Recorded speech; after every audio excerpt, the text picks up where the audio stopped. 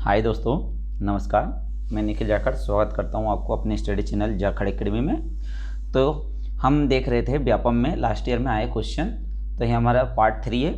इसमें हम आगे के क्वेश्चन देखेंगे कि किस तरह के क्वेश्चन आ रहे हैं ताकि हमारी हेल्प हो सके आगे वाले आने वाले एग्ज़ाम में। हमें पता रहे कि किस टॉपिक से और किस तरह के क्वेश्चन आते हैं, जिससे कि हमें और ज़्यादा हेल्प मिलेगी। ओके, तो स्टार्ट करते हैं आज के हमारे पहले क्वेश्चन से।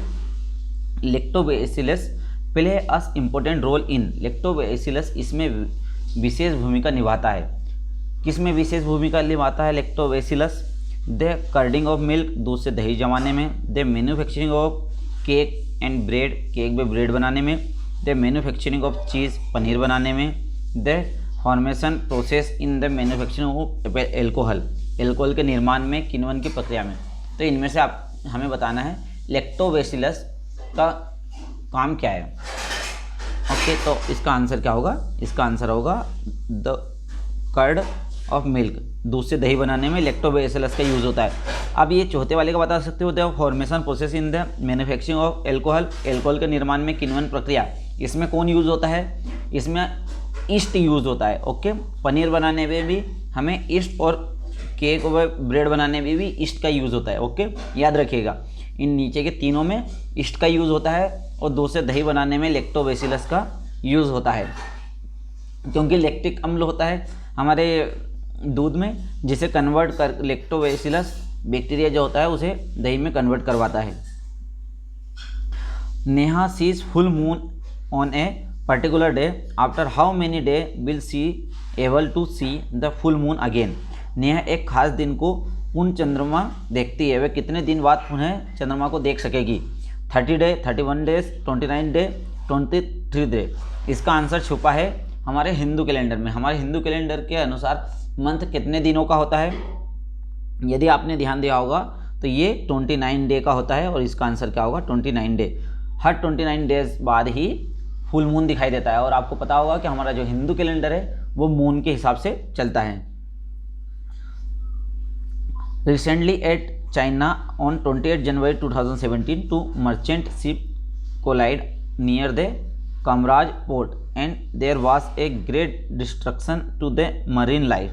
It was due to, हाल ही में चेन्नई में 28 जनवरी 2017 को कामराज पोर्ट के पास दो व्यापारी जहाज टकरा गए और समुद्री जीव का अत्यधिक विनाश हुआ। इसका कारण था, देखो ये साइंस का क्वेश्चन इस तरीके से आता है क्योंकि जो सी डाइवर्सिटी है ना, सी के अंदर जितने जीव होते हैं तो उनके ऊपर भी क्वेश्चन पूछे जाते हैं। तो ये उन्हीं पर जो नुकसान हुआ उनका, तो उससे रिलेटेड क्वेश्चन था और उस समय का करंट क्वेश्चन था 2017 में जो एग्ज़ाम हुआ था उसका। तो आप बताइए, लेड पॉइजन, शीशा विषयुक्त, एसिड रेनी, अम्लीय वर्षा, रिलीज ऑफ स्वीक फ्रॉम द सिटी, शहर से बहित मल की निर्मुक्ति के कारण, ऑयल स्पिल, तेल अधिलपता।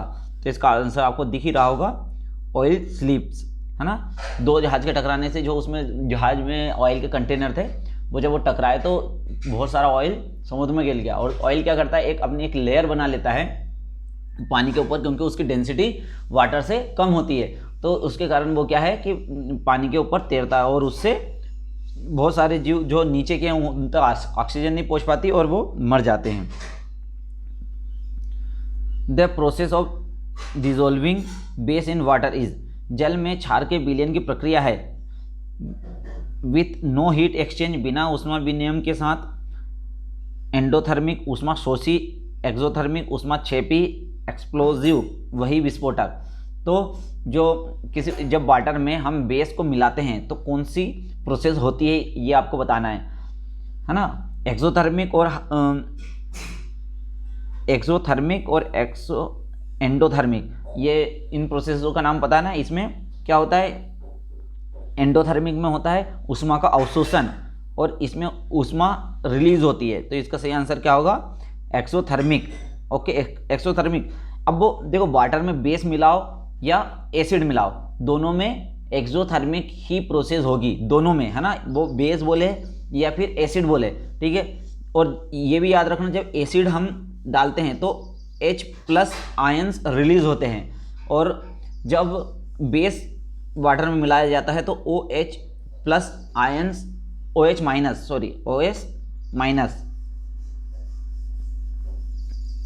Okay OH OH minus release होता है। इस बात का भी आपको ध्यान रखना है। जब वाटर में बेस मिलाया जाता है OH माइनस रिलीज होता है, और ये प्रक्रिया कैसी होती है, एक्सोथर्मिक, ऊष्माक्षेपी बहुत ज़्यादा ऊर्जा निकलती है। और जब किसी वाटर में हम एसिड को मिलाते हैं, अम्ल को मिलाते हैं, तब भी एक्सोथर्मिक ही प्रोसेस होगी। और उस समय यदि पूछा जाए कि कौन से आयंस रिलीज होते हैं, तो H+ आयंस रिलीज होते हैं। ओके, इस बात का ध्यान रखना। इतने 4 क्वेश्चन इसमें से बन सकते हैं। Magnetic effect of electric current was discovered by a scientist name. विद्युत धारा के चुंबकीय प्रभाव को जिस वैज्ञानिक द्वारा खोजा गया था, इसका नाम बताइए। देखो, वैज्ञानिक जो खोजे हुई हैं उनसे एक क्वेश्चन जरूर पूछा जाता है। तो Michael Faraday, Johnson, Rutherford, Hans Christian Oersted. तो इनमें से किसने विद्युत धारा के चुंबकीय प्रभाव की खोज की थी? तो इसका सही आंसर होगा हैंस क्रिश्चियन ओरेस्टेड।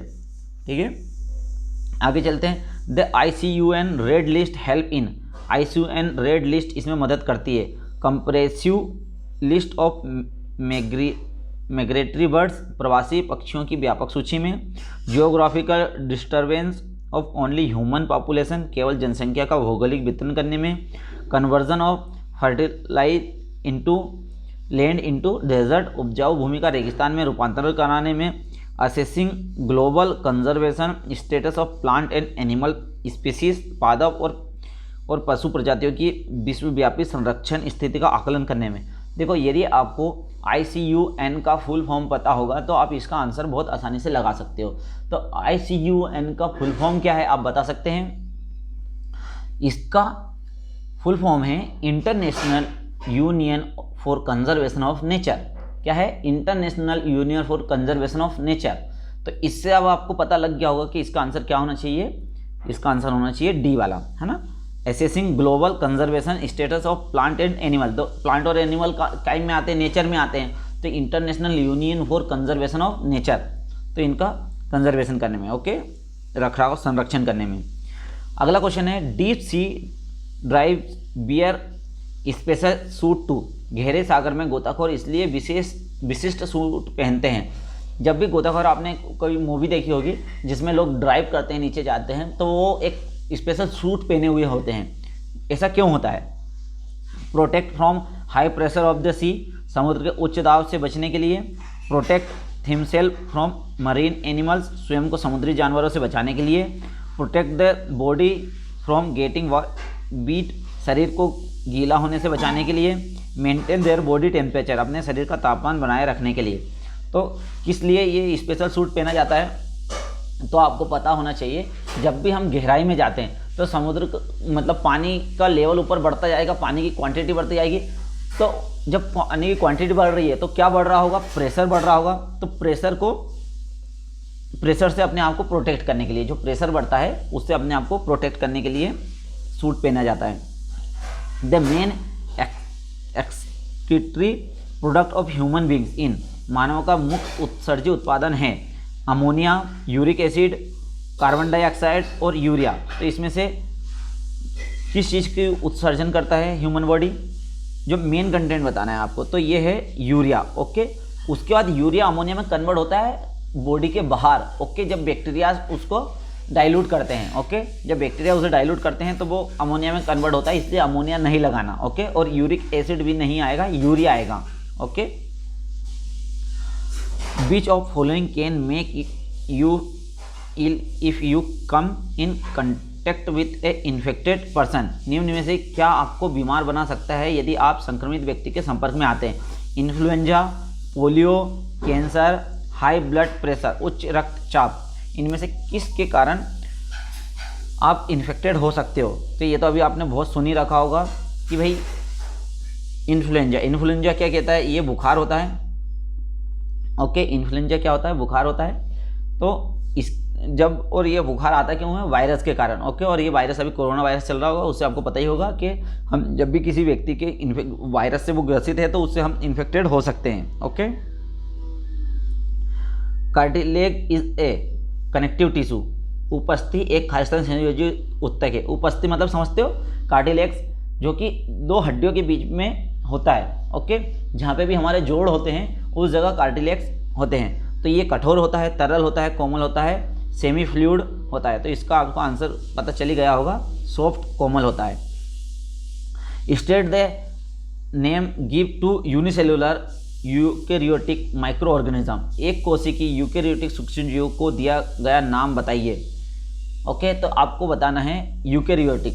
आपको पता है, मैं एग्जांपल बोल देता हूँ एक बार, थायोफाइटा, प्रोटिस्टा, मोनेरा और फंगी, कवक। तो इसमें से कौन यूकेरियोटिक यूनिसेलुलर है?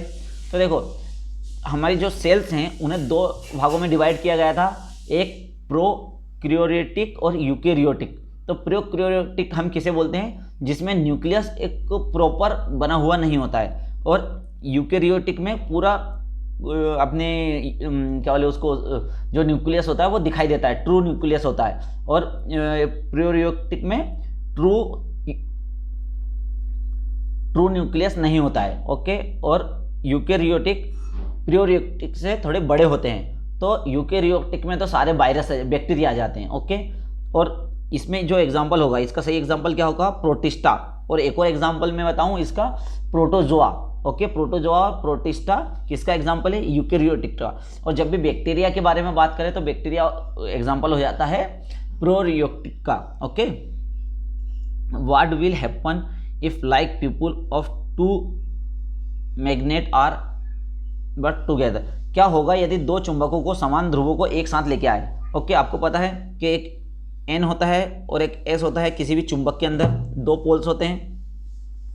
तो इनको जब NN को एक पास साथ लेके आएंगे या SS को एक दूसरे के पास लेके आएंगे तो क्या होगा, ये आपसे पूछा जा रहा है। ओके, जैसे कि ये दो चुंबक NN पास में आ रही है, तब क्या होगा? दे रिपल्स ईच अदर, वे एक दूसरे को प्रतिकर्षित करेंगी। दे अट्रैक्ट ईच अदर, वे एक दूसरे को आकर्षित करेंगी।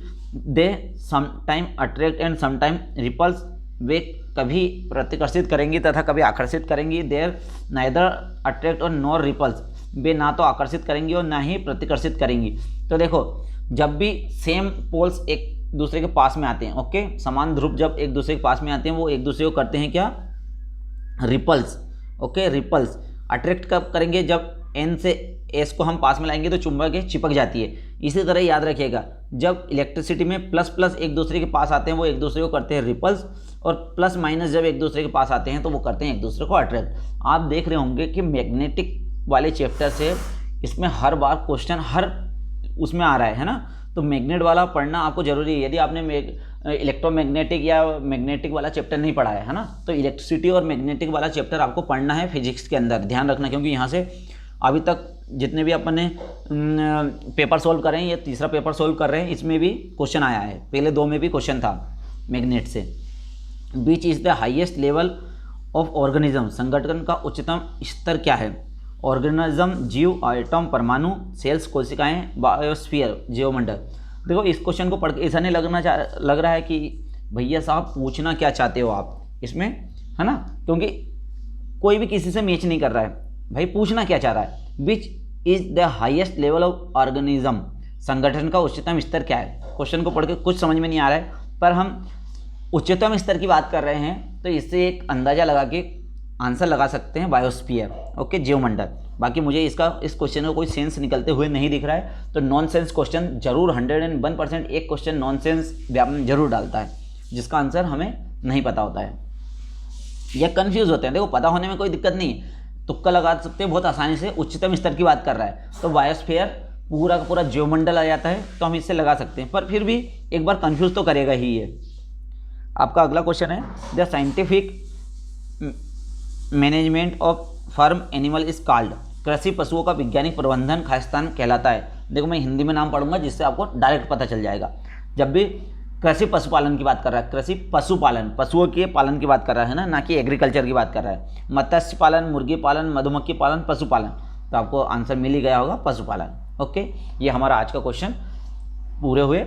यदि आपको क्वेश्चन ठीक लग रहे होंगे, देखो ये जो लास्ट ईयर में पूछे हैं वही क्वेश्चन है, मैंने बिल्कुल भी मॉडिफाई नहीं किए, सीधे उठा के यहाँ पे लाया हूँ ताकि आपको आसानी से, आपका ज़्यादा टाइम वेस्ट ना हो, आप आसानी से इसे देख सको क्वेश्चनों को, किस तरीके के क्वेश्चन आते हैं। और हम क्वेश्चनों को एक साथ सॉल्व करते चल रहे हैं, तो कम से कम हम 1000 क्वेश्चन सॉल्व करने की कोशिश करेंगे, ताकि जब तक एग्ज़ाम होगा, अभी एग्ज़ाम की कोई डेट आई नहीं है, हो सकता है जब भी डेट आएगी तब तक हमारे पास कम से कम 1000 क्वेश्चन तो मिनिमम हो साइंस के जो हमने कर चुके हो। तो क्योंकि बहुत बार क्वेश्चन रिपीट होते हैं और टॉपिक तो मैंने बताया ही है कि 101% टॉपिक वापस रिपीट होता है। तो आप इस अंदाजे से जो नहीं पढ़ा है उसे पढ़ना, या पढ़ने में आपने जिस चीज़ों को छोटी छोटी चीज़ों को यदि छोड़ दिया होगा जो क्वेश्चन में आपको दिख रही होंगी, उन्हें वापस से रीडिंग जरूर करिएगा। ओके, तो मिलते हैं अगले वीडियो में। यदि आपको मेरा वीडियो पसंद आया होगा तो प्लीज़ वीडियो को लाइक करिए और मेरे चैनल को सब्सक्राइब करिएगा। मिलते हैं अगले वीडियो में।